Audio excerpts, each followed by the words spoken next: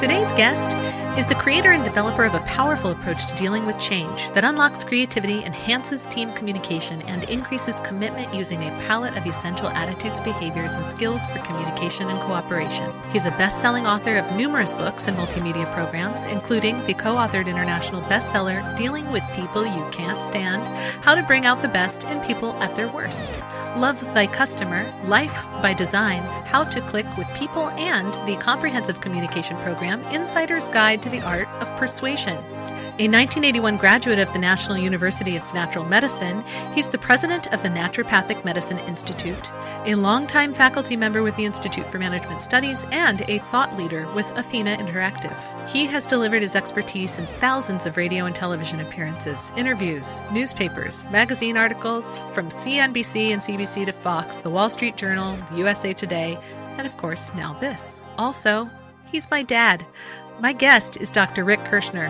I'm Aiden Nepom, and this is the Changed Podcast.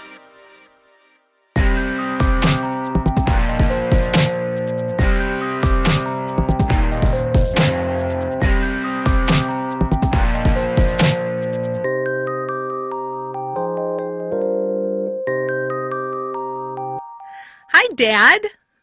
Hi, kid. I am so excited that you agreed to do this.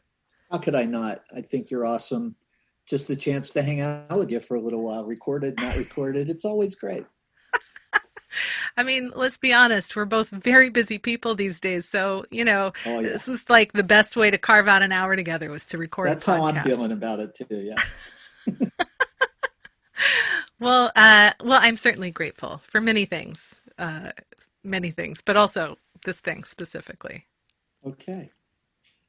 Hey, I have a question for you just to kick things off. What are your thoughts about this word change? When you hear the word change or you talk about change, what does that even mean to you?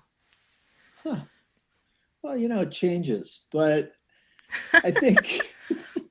Fair. I think really change is sort of the essence of existence. It's sort of it's the backbone of our experience is that everything changes eventually and in real time. And I think it can be a terrible mistake to leave change to chance because we're going to live in the tomorrow of what we're changing today. So I'm a big fan of making the changes today that create the tomorrow that I want to live in. I love that. Thank you. I figured you'd have a pretty good answer to that because you founded the company that I now have my face all over, which is the Art of Change Skills for Life. That was your brainchild. Could you talk to me a little bit? And look, theoretically, I already know the answer. I know that. But I'm super curious because the Art of Change Skills for Life is really focused on communication skills and leadership skills. And I'm just super curious, in your mind, when you picked the name Art of Change, what was the relationship there? Well, first of all, it happened at a moment in my life when I was reinventing myself. And I mean, from the ground up, I was going to create all new I was going to learn new material. I was going to educate myself about new things. And I wanted to create it inside of a container that would allow me to continue to evolve it.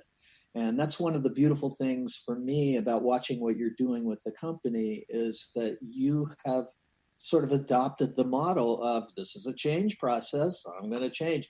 And, Lindea, my wife, constantly says things to me like, you're the change guy whenever I'm resistant to change. So I figured it was a really great framework for the kind of work I wanted to do. And, at its heart and soul, at its core, I'm all about positive change, not just in my life or in your life or in our life, but in the world. I would like a better tomorrow instead of a bitter tomorrow.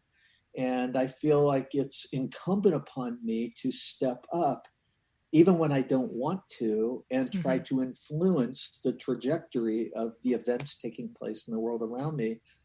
So the Art of Change was just a really cool container to remind me of that, to inspire me to pursue that, to develop it, and to internalize it. And I just want to say something about that, which is that, a lot of times we learn things and they stay in this domain that I guess I'd call theoretical. They're interesting ideas. We play with those ideas. We like those ideas.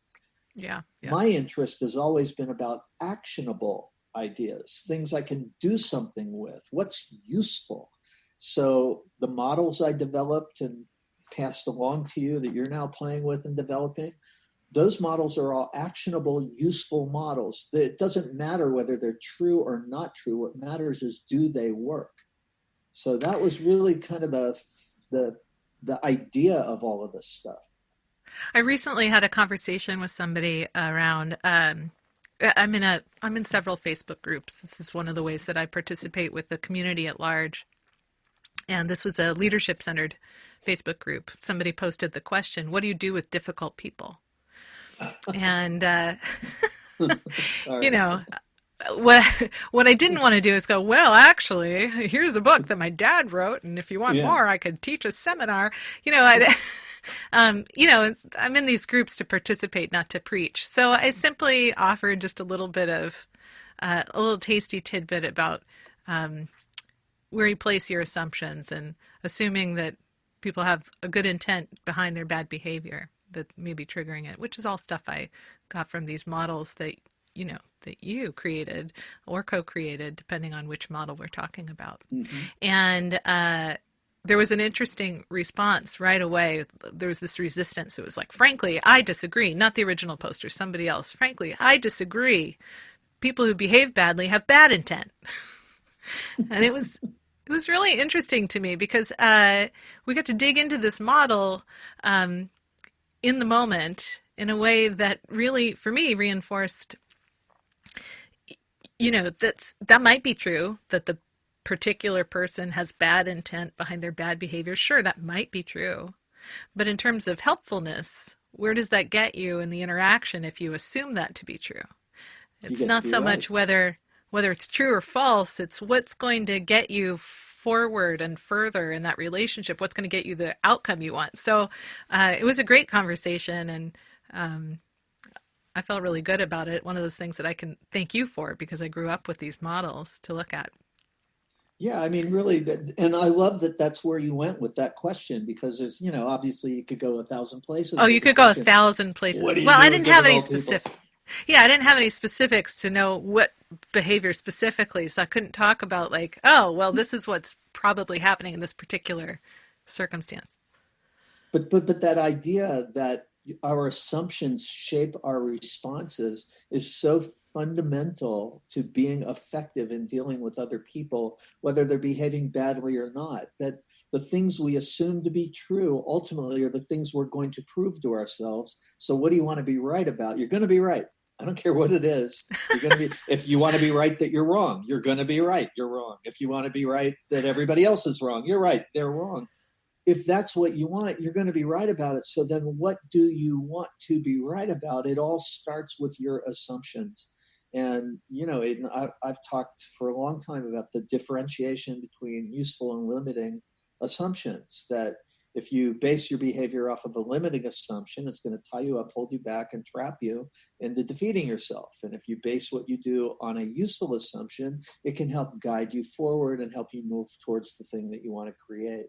So when dealing with all kinds of people, difficult or not difficult, the things you assume to be true ultimately are going to guide you. I say, since you're going to assume something useful. I just love that you went to that. That's like such a great piece of evidence to me that you have internalized my fatherly teachings. Some kids really fight against their parents' advice and wisdom. And I am no exception. But luckily, I've passed the point of my 20s, and now I... Yeah. Oh, you were a feisty one. I have this really specific memory of you telling me, like, you got to learn how to play guitar because you should absolutely be the front person in a rock band. And I was like, no, I'm going to listen to jazz and classical music, and how dare you tell me what to do? Until I was in my 20s, and I was like, maybe I should learn how to play guitar. But this was my idea. That's right. And then you became a front person for a rock band. So, I was like, that's my idea. I did that. Anyway. I still have the video clips, by the way, of those songs, just so you know. Songs like Hot Little Ride and Walk That's of right. Shame. Oh, yeah. Really great songs. Yeah. Really living the dream. And I was such a proud dad. Walk of Shame. That's my kid. That. Yeah. She's doing that. I got her to do that. Well, I digress. So back on topic here just a little bit. So I'm curious, speaking of limiting and useful assumptions, when faced with change, you could argue that we're in the most profound moment of change in our history right now. You could argue that. Potentially. But you could also, it potentially is, but you could also argue that there have been many moments that were the moment, and there will be more moments that will be the moment. I'm curious if you have thoughts about what assumptions are helpful in these types of big moments in history. Well, so yeah, I have to say, I think every moment is the moment.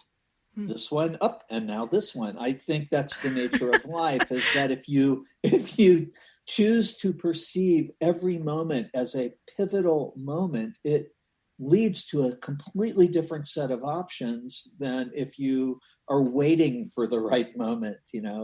Some moments come fast, some moments come slow. I hope I catch the next moment, that kind of thing. I'm all about this moment being the moment that counts.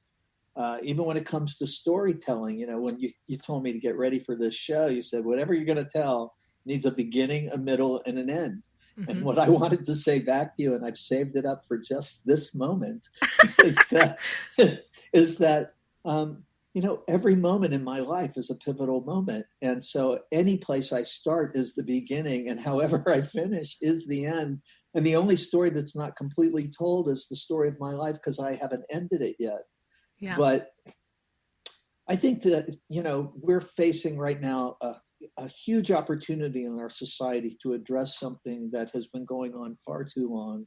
It was a horrible problem before I was born. It was a horrible problem after I was born. All through my teen years, it was a big problem for our society. And now it's blown up yet again. And why does it keep happening? Because we have yet to address the problem. And the problem is the institutionalization and systematization of racism. It is so embedded in not just our society, but all over the world, where we hate others, blame others, fear others, separate ourselves from anything we can identify as a different group to the one we're in. And, the time has come. It's always time, right? Every moment is the pivotal moment. The time has come for us to face the fact that we can do better, but we can only do better if we take ownership. So when you ask me what assumptions I make, the one assumption I make is that I own this moment and the choices that I make. And I believe that's a useful assumption for everybody. What's happening in my life right now, I'm the right person in the right place at the right time, even when I don't want to be. And maybe we'll get to that, because I'm in a position of responsibility again. Yeah. And believe me, I wake up some days, including today, where I'm like, oh, I want to get back to my retirement. But I'm the right guy in the right place at the right time with the right information and the right ability, if I choose to use it in the right way, to bring about something worthwhile. And so I'm engaging with what's happening instead of backing away from it. So to me, that's the useful assumption, that you're the right person, the right place, at the right time, with the right set of skills for exactly what's coming up in your life right now. I love and that. This is the pivotal moment. Another useful assumption that I make about dealing with big changes, societal changes, is that nobody really knows what they're doing. We're figuring it out. Nobody's that smart, and we're all smarter than any of us for that very reason. We're figuring it out. And that's where I think it's useful to be attentive and to listen to things that are hard to hear. And believe me, what's going on right now is hard to pay attention to for me. The easier choice is to do the things I love to do, which is to play my guitar and hang out in my garden and pet my cat and talk to my chickens and love on my wife and my kids. But this is what's up. And here I am. And the choices I make today will play a role in what happens tomorrow. So I step up. I believe it's incumbent upon me to step up anyway, whether I want to or not. And I think that's the useful assumption. And what makes that useful to me is that I now can look back on 70 years of life on Earth with great joy in the fact that I didn't squander it. I made my life count every step of the way. Wherever I was, whatever I was doing, I stepped up and I made it count. I made the most of it. I sought to contribute something worthwhile. I just posted this on my Facebook feed a couple of days ago. I don't know if you saw it. No, I didn't. Well, so it's this idea that, we are all responsible for what we're contributing to the world in every moment.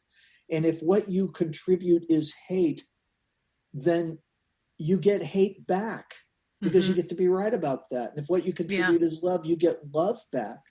So I want to make sure my contributions to the world are the things I want to get back. I want that circle to close itself again, complete that loop. So that's where being reasonable, rational, loving, accountable, those kinds of things are what I want from the world around me. So I want to contribute to the world what I want the world to be. And instantly the world is a little more like the things I want it to be. If you add hate to the world, instantly the world is more hateful. If you add love to the world, instantly the world becomes more loving. So that to me is a useful assumption. I love that. Thank you for that. Well, I love that you love that.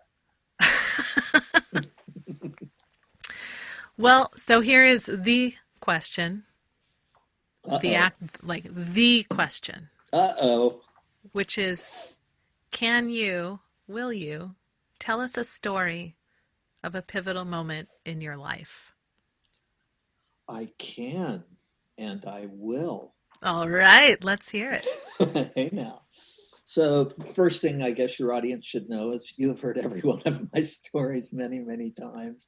So none of this will come as a surprise to you, although I expect you to act very interested and curious enough to inquire about things. I do. I plan to give you a lot of head nods and a lot of grunting sounds of listening. Yeah. The grunting matters. I love that. Look at that. That's just such a proud father right now. All right. So I thought about this. I even sent you, I said, could I tell this story or that story? And you're like, Dad, you got to choose. So it's true. And let me say, before you dig into your story, I do want to say, literally any one of those stories, the one of the totaling the car story, the story of your dad rescuing you from record producers, the story of there were stories that weren't on that list that were incredible to me too. So many from the 60s. Man. Now you tell me. If I would have had that list, maybe I would have picked a different story.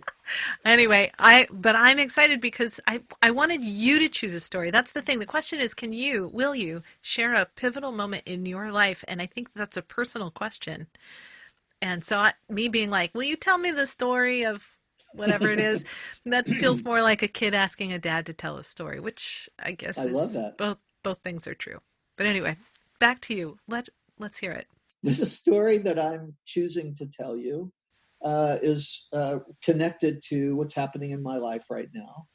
And even though I could pick all kinds of moments to begin this story, I'm choosing to begin this story at a point in time where I was a third-year naturopathic medical student, Portland, Oregon, and I was called to the office of my academic dean, Dr. Jim Sensenate. And Jim asked me to go on a TV show and represent the school.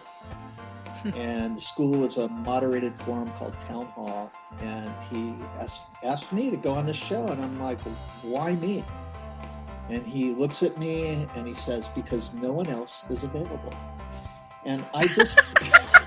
What an incredible invitation. I felt really like, wow, right guy, right place, right time. I've been chosen because no one else is available. Exactly. Yeah, it's all in how you look at things.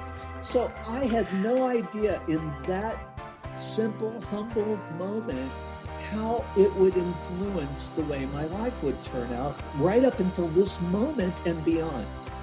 So I went on this TV show, and it was a moderated forum with, I think there were 70 or 90 guests all sitting around a circle, and there were a couple of cameras with shotgun microphones mounted on them, and the moderator of the show is explaining to everybody how the show's going to work. He says, if there's anything you want to say, get your hand up in the first 20 minutes, because I guarantee you the last 40 minutes of this show, everybody's going to have something they want to say. So I'm thinking to myself, well, if I'm going to represent the school, I guess I better get my hand up. So I put my hand up, kind of like get in line, right? He had not even started the show. He begins to introduce the show, sees my hand, and calls on me. Oh my goodness. I'm freaked out. I now have 2 cameras with shotgun microphones racing in my direction, and I totally blanked out. To this day, I have no idea what I said in that pivotal moment, but whatever it was that I said got the attention of a physician in the audience, a medical doctor who was the head of the OBGYN department at a large hospital in Portland, who became instantly interested in working with me. And for the next 3 weeks, he called the clinic and the lab where I was working, trying to get a phone conversation with me. And I kept deflecting. I was married, I had a kid at home, and I was trying to learn how to help people get their health back. And I had enough on my plate, and it was hard enough. So I just kept deflecting. And finally, the lab director one day, Ed Hoffman-Smith, says, "You must take this call."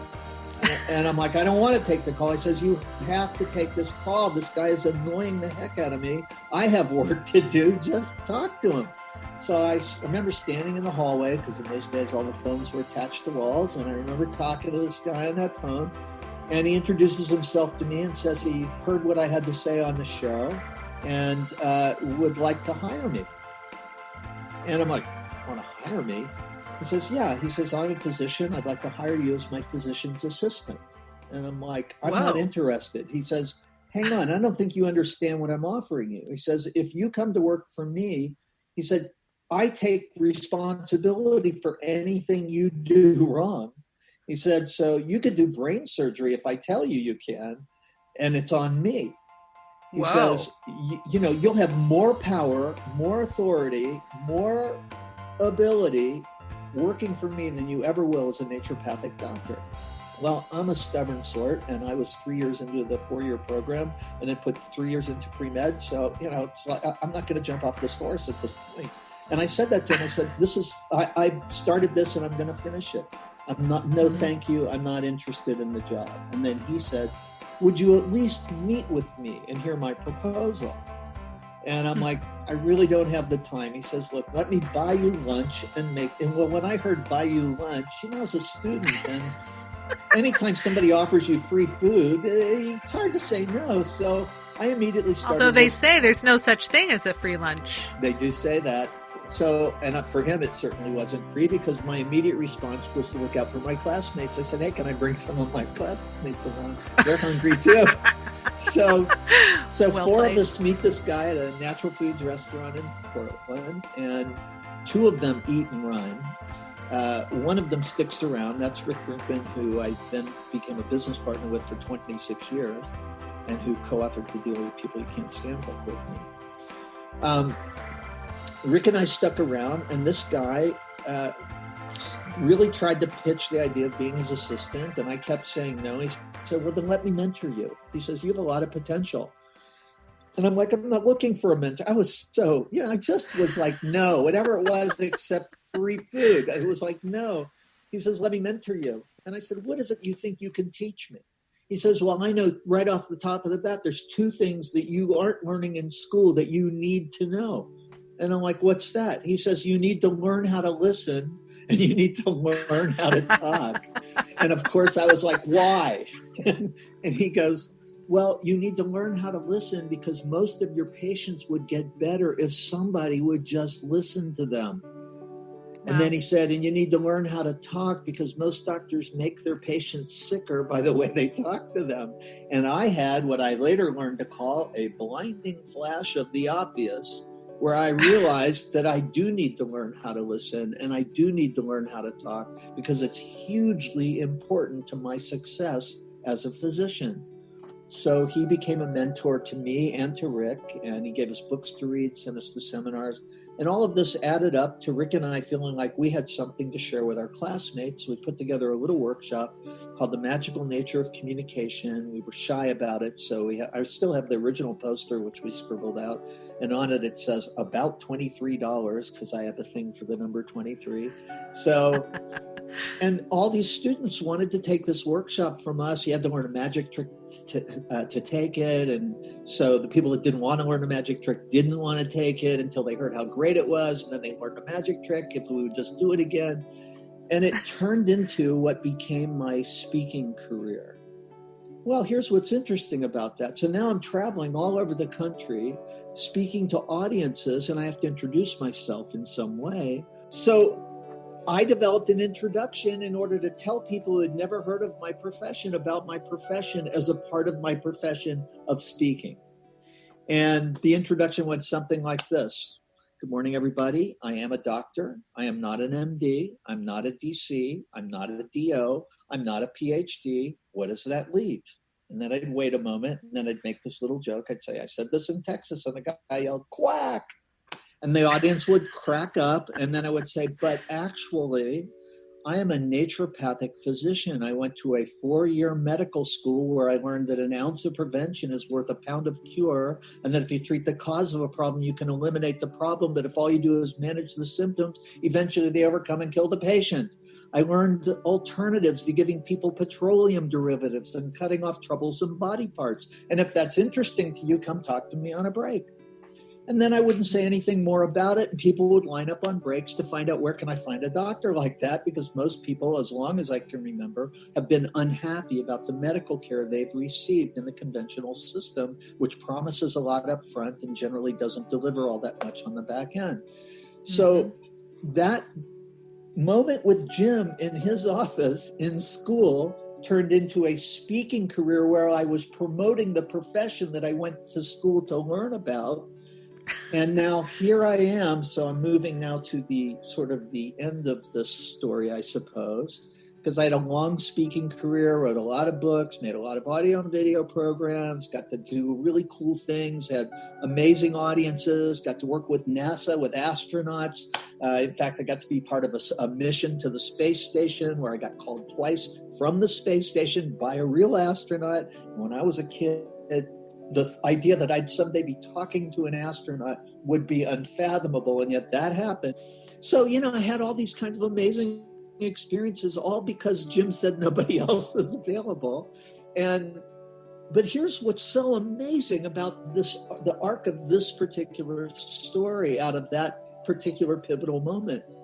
So I retired at the age of 67. And I mean, when I retired, I set the whole thing down. I quit speaking, quit training, quit making programs. I think my last act was to make a documentary film, How Healthcare Became Sick Care, The True History of Medicine. Before I retired, that was the last thing that I did. So I have a cool movie poster in the hallway, and I can call myself a filmmaker now. And then I stopped, and I just set the whole thing down, and I sat around letting every day blend into the next, playing my guitar, sitting in my garden, loving on my wife, my cat, my chickens, and my family, and basically, finally, just being alive, being a human being instead of a human doing. And I loved it. I really loved it. And then somebody said, hey, we'd like to show your movie at this conference. Would you come and tell everybody why you made it? Da, da, da, da. So it was a conference for the Naturopathic Medicine Institute at one of their vital gatherings. And, and I always told you that wherever there's a pull, I want to respond. If somebody's really pulling, I want to respond. Mm-hmm. So that was a pull. They want to show my movie. How can I say no to that? So I left the comfort of my retirement. I went and showed the movie. Oh my gosh, they fell in love with the movie. People thought this movie was so awesome. And they made me this cool poster that's hanging in my hallway that gives me pleasure every time I walk by it. Aww. And then they said, and then at the end of all that, they said, we'd like you to become, join with us and help us do our work. And they explained to me what the mission of the Institute was, and I resonated with that mission, which was to preserve and protect and present and promote the vitalistic core of the naturopathic profession. And so I went to work with them, just doing a little bit of public affairs work, helping them craft messaging, things like that. And then Jim Sensenig, who was the president and founder of the Naturopathic Medicine Institute, the guy who said... Wait, is this the same guy that said, yeah, go to that thing? Nobody else is available. He founded this institute, showed my movie, invited me to become part of the institute. And then Jim passed away this past December in his sleep, which in my opinion is the world-class best exit you get from life on earth, is die in your sleep. But Jim passed away, and I am now president of the Naturopathic Medicine Institute, standing in the shoes of the guy who told me no one else is available. And that's my story, and I'm sticking to it. Wow. Well, thank you, first of all. How was for that? Was sharing that a your good story? Yeah, captivating. I mean, as you disclaimered right at the top, I know that story because that's it's a story that's been part of my whole experience of you. Oh, yeah. You know, that story starts when I'm just a itty bitty thing and it ends this year. Yeah. So I remember you when I was a freshman in the naturopathic program, and you were a little baby crawling around on the grounds of the campus. I remember that quite well. And growing up with a natural health paradigm, as compared to most of the people that I know, has definitely influenced who I am today and how I think about my health and health choices in general. So, though it's your story, I feel attached to it in many ways. Well, you are. You're the product of it in many ways. Yeah, I guess that's true. I guess that's very true. I would not be doing what I am doing if not for how I was raised and by whom I was raised, and then a company that was essentially, you gifted the company to me because I had risen to a skill set where you felt safe to do so. This is what's sort of... Beyond, sweetie. I just have to say this about you. I think you're an amazing person. You are a magnificent human being. I am so proud of you. Proud of you as a person. I hate to waste your podcast time telling everybody my parental feelings, but no, go on. Okay, please tell them I guess more. I will. But I do feel that way. And not only that, I think you're brilliant with this stuff. And you're somebody I want to call and consult with whenever I run into a problem, because you always shine a light on the things I'm not seeing, and you have such great advice. So you are literally the product of my life story, and your life story is contributing to my life story now. And someday when you're on somebody's podcast, maybe my story will be the beginning of your story. And the circle goes on. I do think that that's pretty wild how, you could have chosen to begin anywhere. There's a poetic choice that you've made to begin with that moment with Dr. Jim Sensenig sending you off. Because no one else was available. Yeah. And I don't know if that was true in you becoming his successor with his sudden passing, that no one else was available. But other people might have been able to do whatever it is that I'm doing as the president of the Institute, but they couldn't do it the way I can do it. They don't have the communication skill set that I have to do it. They don't know conflict resolution the way I know it. And it's important to know conflict resolution when you're in a marginalized healthcare profession where the dominant system has control of the media, has control of the movie industry, and all of this in terms of messaging. But the truth is that in that moment when Jim passed, one day and I were getting on a plane. We were going to go on vacation in Mexico, our annual vacation. I didn't even pack a computer. It was the first time I was like, I'm not going to do any kind of work on anything at all. I had an iPad. That was it. And I get a phone call as we're sitting on the tarmac at 7 a.m. waiting to take off that Jim has passed away. And so I'm thinking about this all the way to Mexico. And as I'm flying to Mexico, it occurs to me that the loss of our visionary founder is going to hit people so hard. It's going to scramble their brains with emotion. They're all going to be so, because everybody loved Jim. And being in Mexico, I had the mental space, I had the waves of the ocean to help me keep me calm and keep breathing. They're still back in this country, dealing with all of the fallout of losing a founder of something that everybody got into because he was there. Jim was sort of the George Washington of the modern naturopathic profession. He really was. He created he founded the American Association of Naturopathic Physicians. He created the accrediting board that ultimately the Department of Education recognized. He was involved in licensing in multiple states. He created the Institute for Natural Medicine. He was a participant and senior editor with the Foundations of Naturopathic Medicine textbook project. He just had his fingerprints all over the modern profession everywhere. He was such a huge giant of a being. And those are huge shoes to step into. I feel so unqualified to step into his shoes, honestly. And yet here I am. And I think I just had the bandwidth when I went to Mexico to manage paying attention to things that needed to be felt, like we needed to create a memorial for him. And I had the bandwidth to call on the entire profession to memorialize the loss of our founder. And otherwise it wouldn't have happened. It would have just passed into the time stream. So I was able to actually call our profession together to honor this guy's life. And on the tail end of that, I still was in Mexico, still had the ocean, still had the bandwidth. So I think that's how it wound up. Also, I wound up in this role, is that nobody else was psychically, emotionally available to do this kind of stuff.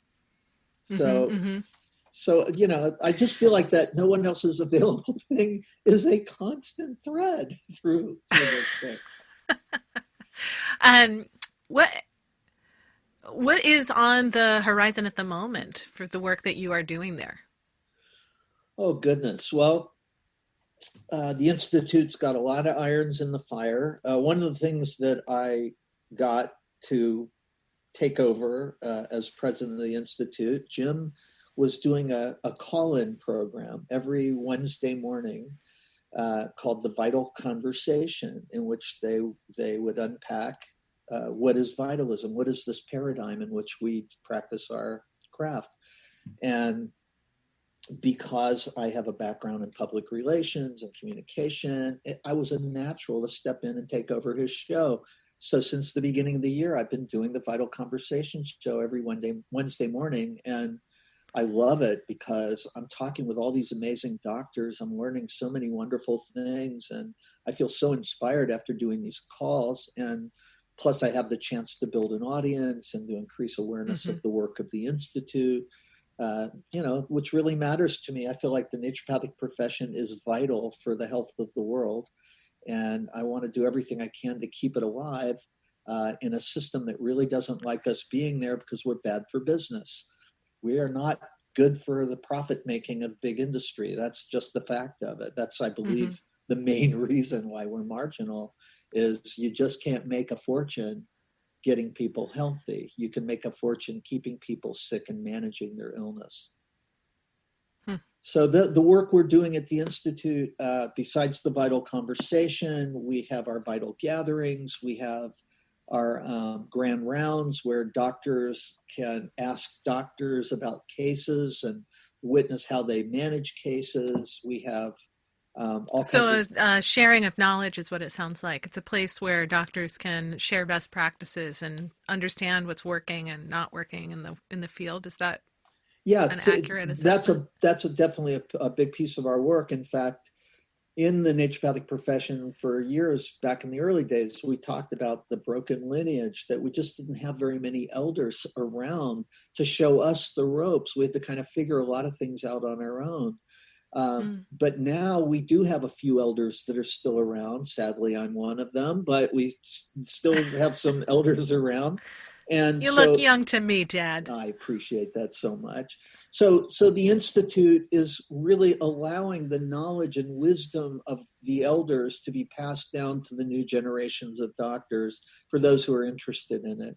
And, a lot of people have said that if it wasn't for us, they would have left the profession. If it wasn't for the work that we do. Why is that? Because there's been a lot of drift in the profession in this era. I think that the drug industry, for example, really wanted to disrupt us. And so they have insinuated themselves into a lot of layers of our practice. And so that's happened. And there's been a lot of drift away from the roots, a lot of, if you're a student in school and nobody's there to show you how something works, it's easy to decide that thing you don't know how to do doesn't work. So this medicine, which has been around for all of human history and that was kind of assembled and captured best practices 100 years ago in America and called naturopathy, this medicine is incredibly effective, but you have to know how to use it. It doesn't just work. It's not like throwing a vitamin at a problem. It's an entire paradigm in which we're able to accomplish what we call the 6 therapeutic outcomes of Dr. Henry Lindlar, an MD who in 1916 was able to codify this stuff and say, all right, here's what we're doing. This is how it works. This is why it works. And there are things that most people know a little bit about. One of those is establish normal habits and surroundings. Because if you're living a life that's completely unnatural, that's going to have health consequences. Sure. Another one is give the body what it needs. That, we need nutrition in very deep ways in order to be healthy human beings. So give the body what it needs. Another one is take out the trash that our bodies build up metabolic side effects that need to be excreted. And we've got all these systems to get that stuff out of us. But when those systems stop working, they need to be helped to eliminate all that waste from the system. So anyway, there's 6 of these things. And the 6th one, by the way, was my speaking career. It's what it was all about. And that is to raise people up to the highest level of self-awareness and personal responsibility. And that's what Lindlar wrote in 1916, that you can't really be healthy unless you take responsibility for your health. Nobody can do it to you. Nobody can make you healthy. You can. And that's our paradigm. That's pretty powerful. It's incredible. That's really powerful. And it's the kind of thing that people are used to hearing when they do things like physical therapy. That's right. The physical therapist can't heal your injury for you. You have to do that work. And we hear this about all types of things, but, when it comes to our overall health, it's tough because people are like, but I want a cupcake. It's like, oh yeah. So the idea of having a pill that you can take to alleviate the symptoms so that you can continue to have those cupcakes, just as a random example, I'm not saying cupcakes are a particular weakness of mine. There's a time and a place for everything. It's just not all the time and every place. Do you still consider yourself retired? Oh, I wish I was. No, not really. I'm so busy. I'm in meetings all the time, all these phone calls. And now with these protests going on, I really want the Institute to engage and make sure that we're doing everything that we can to help resolve these kind of issues. In a way, these protests that are happening around us right now are evidence of a sickness in our system. And I want the Institute to be a healing agent in dealing with this. Yeah, our country, the world, definitely is in desperate need of a vital conversation. Oh my Pun goodness. intended. Yeah, exactly. Not to be cute, but because it's true. It is true. And I feel the responsibility for this. Believe me, when people start shouting and reacting and taking things personally and conflict emerges, of course I don't want to get involved. I want to relax and enjoy my life. I'm 70 years old. I would like to just stop the world and let me get off. And yet, I feel called to step up and to do what I can do and to contribute what I can contribute and to try to move the world towards a healthier condition. And part of what motivates this for me and what drives this for me is I want you to inherit a world worth living in, and I want your kid to inherit a world worth living in. And I want to leave behind a legacy of health, healing, and wisdom instead of a legacy of missed opportunities and bad choices. And I think that's really, maybe that makes my life a pivotal life somehow in the lives of other people. Just because I can say that and remind them of that. And I think that's the kind of work you're doing too. So yeah. I really value it very deeply. Yeah, well, it's awesome. And I love that. You're an inspiration to me, Dad. Oh, that's very sweet, honey. I mean, you're an inspiration to many, but as your kid, it feels incredible to be able to say, you're an inspiration to me. Aw. Well, let's not get me crying now. I mean, a little bit's kind of good, right? Well, as we draw this conversation to a close, is there anything, if you were going to give people a word of, I like to say words of wisdom instead of advice, but do what you like.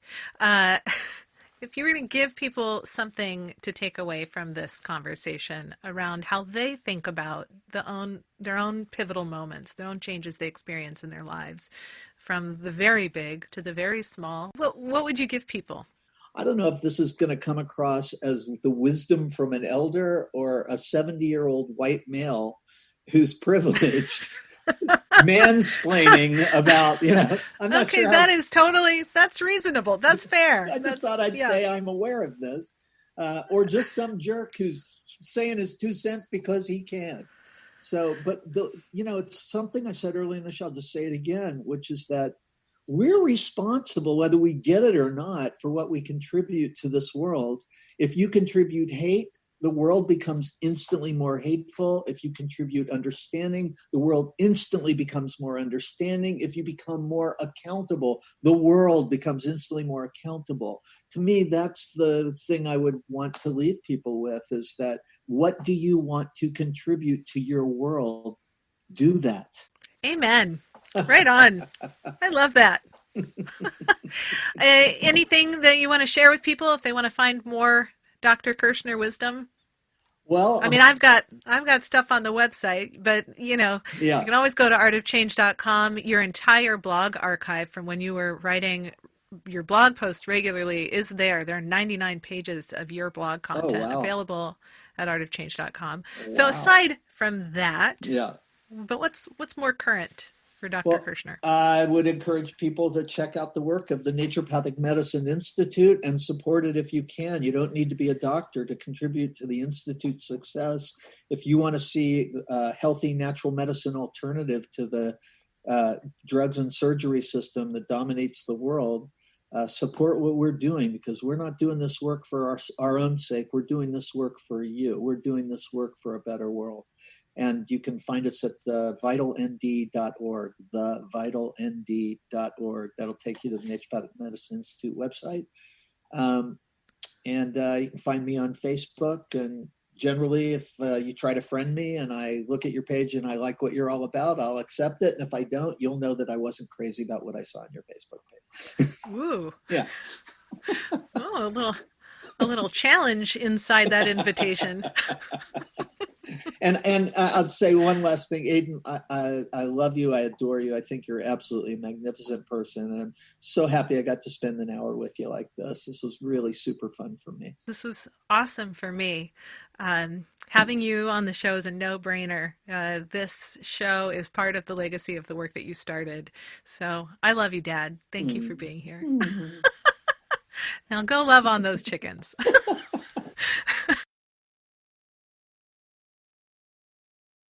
I'm biased, but I could listen to my dad talk about change all day. And I loved the conversation we had about useful versus limiting assumptions. Whatever you believe about a person or situation, your brain will select information that reinforces it. You'll get to be right. So, what do you want to be right about? What assumptions would you rather that someone has good intent or bad, that someone is ill-informed or simply has a different take that you could learn about. In listening to this particular story, I'm struck by this idea of nobody else was available and just how often that sentence opens the door to opportunities. And what it means, of course, is that the opportunity was already offered to someone else who turned it down. I wonder then if luck is a matter of right place, right time, or relates more to a desire to look for opportunities and answer yes when they show up. To learn more about Dr. Rick Kirschner, you can visit our website, artofchange.com. But also be sure to check out his podcast, The Vital Conversation, not to be confused with a podcast called Vital Conversations. The Vital Conversation is available at the NMI website, www.naturopathicmedicineinstitute.org. Visit us at www.thechangedpodcast for these links and a link to watch Dr. Kirschner's documentary, How Healthcare Became Sick Care, The True History of Medicine. Be sure to like, subscribe, and rate this podcast on your favorite service. And if, of course, you liked the episode, we would love it if you'd share it with a friend. Join the Facebook group to keep the conversation going and share stories of your own pivotal moments. Thank you for listening. I'm Ada Nepom, and I wish you the kind of moments in life that you're excited to tell stories about.